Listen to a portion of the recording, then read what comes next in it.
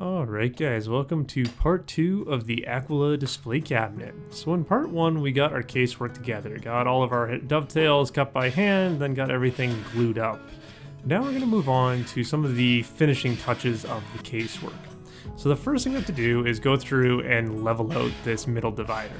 I decided to put it in a little bit proud just to make sure I could get it to be a perfect fit. I didn't want to risk anything not lining up, and so I figured that this was probably the easiest way to do it. Now, I really like going through and being able to adjust the front and the back of my casework with hand planes because, and you correct me if I'm wrong, I don't know if there's a way that you could do this with power tools accurately. I know that some people like to sand, but I don't know. For me, I like being able to use my hand planes for this very specific reason. Now, I will admit that later on in the project, I did find that while I was doing this specific step, I did cause some issues in the structure of the casework. Mainly, I took a little bit too much material off of a couple corners and things weren't perfectly squared up. But at the end of the day, that also didn't really matter because I also didn't notice that till the very end of the project as just kind of a final check of a few things. So it didn't really have a negative effect on the overall project. Now this step right here might be one that is a bit questionable and definitely something that I should have paid a little bit more attention to when I was gluing this panel in, is I should have made sure it was lined up with that rabbet. And I didn't do that because I wanted to try doing it this way just to see if I could make things work out, and this worked out quite perfectly. I used my flattening jig, or the sled for my flattening jig, to reference against the back edge of the casework, and everything worked out just fine. But again, the smarter thing would have been to pay attention to that a little bit better when I was doing the glue up. But anyway, this is just kind of a fun part of the project where you're just kind of slowly working on the casework. You're just kind of using the hand planes and just kind of getting everything cleaned up, right? We're not going for perfection at this point. We just want everything smoothed down, you know, going through and flushing up a little bit of proud dovetails that I left on there and just taking off little bits of material. Again, I'm not doing anything drastic, just going for a nice light finishing or just making sure everything is as smooth as possible. And again, the big thing here when you're doing this, you just want to go through and make sure that you're not taking anything too far out of square. We're going to fix up a little bit later on, you know, merely go through and square things up. But right now, again, I just want to make sure that I'm not causing any problems I'm going to have to fix down the road. Now this little piece right here is a little repair to a mistake that I made. When I was cutting my dovetails, I ended up cutting one of my rabbet pieces a little bit too short, and so just gluing this little piece was a nice, quick, and easy fix, right? You just plug it in there, clean it up with the hand planes and some chisels, and it's like the mistake never happened. So that's one of the things that I really do love about hand tool woodworking, is that you have a lot of freedom and a lot of options to really nicely fit things up and make very quick and easy repairs to, you know, simple mistakes that you might make.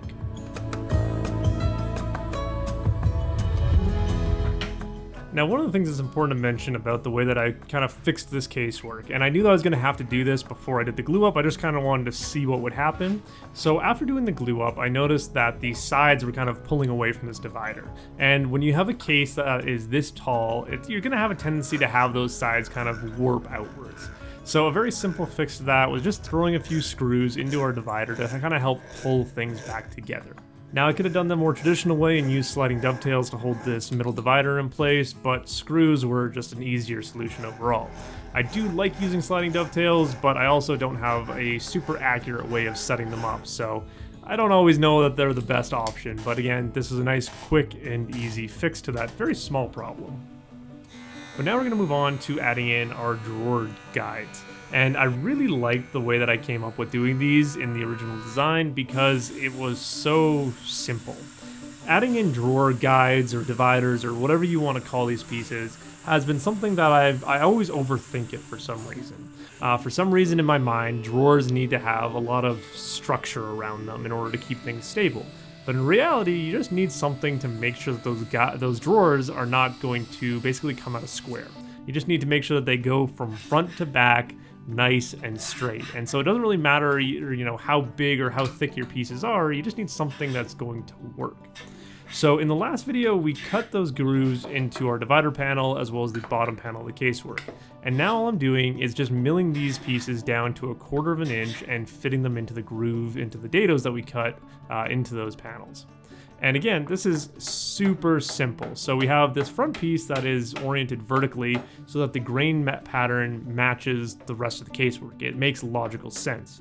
We don't want to just put a straight piece in there because then we'd have end grain poking at the front. But also, the kind of the obvious problem here now is that we don't have anything guiding the drawers on the back. But again, it's a super simple fix. All we have to do is just take some smaller pieces, again, thin them down with the hand plane and just glue them into those grooves, making sure you don't glue them all the way into the groove because you don't want to accidentally crack any of these panels as they expand and contract. So we're just putting a little dab of glue on the very back edge, and these will act as a perfect guide for our drawers. This also has the benefit of we've got that open gap between our drawers too, so if they ever get stuck, it's very easy to pull them out. All around, this is probably how I'm going to approach doing drawers in all of my future cabinets. Just because, again, this way it's so simple, and that's what I like. I like methods like this that are just simple and easy to pull off. There's really nothing that could go wrong with doing this method other than something you guys will see later on in this project. But at this point, I was super happy with it. It was, again, very easy to put together, and it also looked very good too, because one of the mistakes I have made on a few of my past projects is my dividers between my drawers. I made them a little bit too bulky.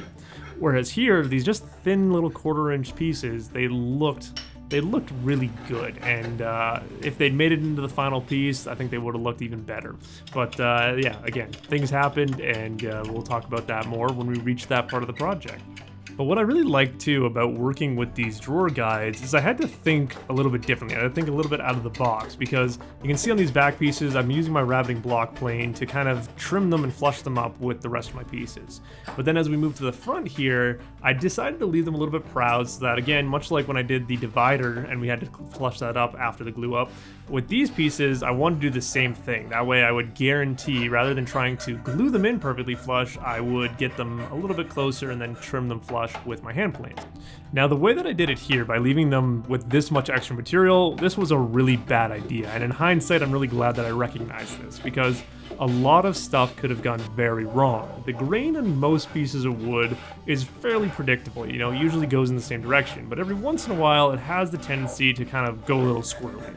And so when I was chiseling out these pieces, if something, if the grain ran in the wrong direction, I could have set myself up for a major problem. So I got very lucky, but I'd recommend, if you're doing something similar to this, cut your pieces as close as possible and do your final trimming with the hand plane after the fact. But now that we've got everything in place, we now need to go through and make sure things are perfectly square, because originally when I was doing my cleanup, I tried to keep things as square as possible, but I wasn't paying as close of attention as I should be.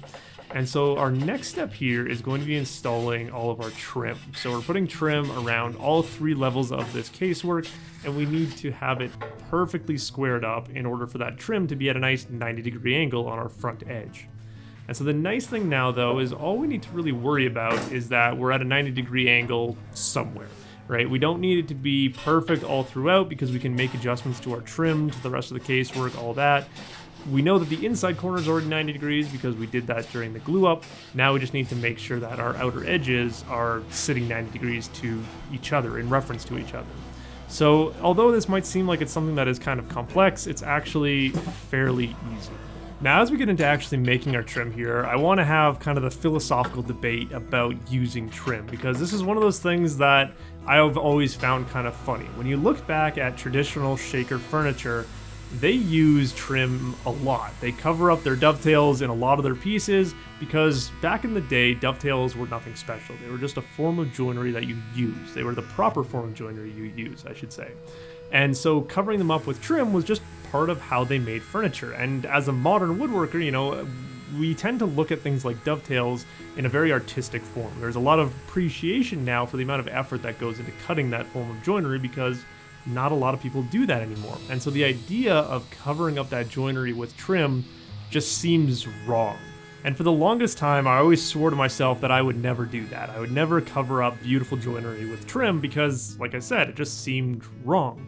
But at some point in time, I noticed that I had this kind of bias in my own mind, and that kind of pushed me to try to do something different. And that's one of the things that I've found has really helped me grow as a woodworker, is when I notice those things, something like I would never paint wood, or I would never cover up dovetails with trim, stuff like that. When I notice those biases in my own way of thinking, I always try to take it as a growth opportunity. Right? I look at it as going, well, why do I think that way? What is it about this specific technique or whatever that makes me think that it's something that I just shouldn't do? Even though I've never tried it, why do I think this way? And so that's kind of a very long form explanation as to why I decided to use it on this project. And now that this project is done, I've got it fully finished off, I have to say that I think the trim actually makes this project way better. Even though I covered up those dovetails and, the screws and all that, even though I've gone against what my mind told me was right, the project came out looking astronomically better. I think the way that the trim affects the style of this cabinet, it's just amazing in my mind. It's something I never really would have thought about previously, because again, the thought of covering up those dovetails was always what stopped me, and it kind of kept me trapped in this little box. But by going through and just using trim on this one project, it's kind of opened my mind to new possibilities, new techniques that I could use, new ways of styling a piece of furniture that are just different, but also still very traditional. It's almost like the Shakers back in the day. They kind of knew what they were doing when they were designing furniture. Because one of my favorite things that the trim adds to this piece is it creates shadows. And that's one of those things that I've noticed looking back at a lot of my different projects is I've done a lot of dovetail cabinets, and they have this very square, boxy appearance, which in some cases looks very good. It has a little bit more of a modern approach to it. They don't look bad. But by going through and adding this trim, and again, covering up those dovetails and whatnot, it creates more shadows. It creates different layers of depth, which is something I've always liked. So it's just one of those things where it's a different way of thinking. And again, I was very happy with the final look of these pieces. Now, going through and making this trim and putting it all together was quite challenging. The biggest problem I ran into was trying to figure out how to properly attach it. With the front pieces, I could just glue them straight on because I didn't have to worry about it affecting wood movement. But with the side pieces, this is where I had to kind of think a little bit. And I think the solution that I came up with wasn't the right one, but it was a solution that worked. I decided to go through and put in some screws in some slotted holes so that this trim, when attached to those side panels, could allow for some expansion and contraction of the side panels. And well, in theory, what I did here is actually very, very good. The problem that I have with it is that it doesn't look great, because now all of our trim pieces have those little plugs that we're going to put them in later on, and it's kind of visible. You can kind of tell how these pieces are attached, and in some ways I don't love the look of it. Now again, even though technically speaking this is a very good way to do it, I think in the future I want to try and find some different methods. Again, only because when you look at those pieces or those side pieces of trim, they just don't look as good as I think that they could. But anyway, this is something that I'm going to be doing on a lot of future projects because, again, I love the amount of detail that just this simple bit of trim can add to a project. It definitely takes a very flat and square box and just adds more visually interesting bits to it. And the biggest thing is that it adds in those different shadow lines, which I do think makes a big difference to the way that the project looks in the end. And this is one area where I would love to hear your guys' feedback. What do you think are some different ways that I could go about attaching this trim that you think would be better? Or do you guys think that the trim ruined this project? Because it really comes down to individual thoughts and opinions on whether or not this actually improves or worsens the project. So I'd love to hear you guys' opinion. And so with the addition of the trim, we now have the casework pretty much done. All that's left is just do some final cleanup work. Now, this is a little bit of a weird time in the project because at this point, I know that there's still a lot that I have to do to this project in order to actually get it to the completed state, but we're also at the point where you can kind of see the finish line. Now, the funny thing again, going back to the timeline of this project, at this point, this was about a month in. And so I was at that point where, you can kind of see the finish line. You've got this almost completed casework in front of you, and it looks good. It looks like you are almost done. But again, this was about a month into this 6-month long project. And so it was just kind of a funny thing when I look back on it and kind of the thoughts and the feelings that I had at this point in time, that feeling of, oh, this thing is almost done. Well, I really had no idea what I was just getting myself into. I still had months and months of work left to, in order to get this thing to that actual completed stage. But at least at this point in time, it was great to kind of look at this thing and kind of see just how good it looked already. And one of the challenges I ran into at this point was trying to figure out how to actually go through and start cleaning up and kind of preparing this cabinet for finish. Because when I was installing this trim, I thought it would be a good idea to leave it just slightly proud. So on both the top and the bottom, I left it just slightly proud of that surface. I was able to hand plane it down. And then on the middle portion, I also left it a little bit proud, and I had to kind of get in there with my block plane to smooth things out. And overall, I don't know if it was the greatest idea, but I managed to get things cleaned up to the point where it looked good. But that was kind of one of the big things that I learned on this project, is the more complex your outer shape is, the more challenging it's going to be to actually clean the thing up. And I know that sounds very obvious and straightforward, but it's one of those things that I kind of never really thought about before. Just a simple addition of this trim all of a sudden made this a much more complicated to finish project. But again, it did look a lot better visually speaking, so that does kind of make it worthwhile. But by going through and kind of using my rabbiting block plane, I managed to get all the trim leveled off, and it has, so far it's stayed that way. Over all the months that I worked on this project, I never had an issue with the trim expanding out past the actual panels of the casework. So in the end, it worked out great. And one of the other things that is also important to mention is kind of since I've been able to actually see what's happened to this project in the long term, again, over 6 months, I've been able to see what happens with it.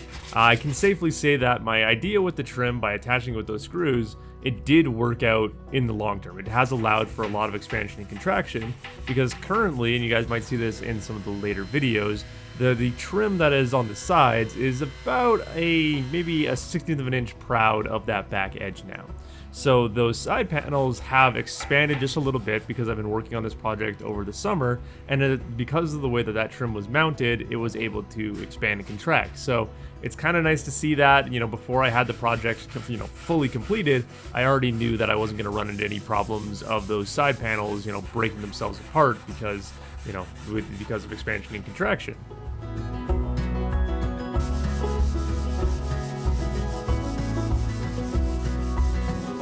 Then the final part of the casework is putting together our back panel. Now, I had a lot of different ideas for what I wanted to do here, but in the end, I decided to just go with a nice simple piece of plywood.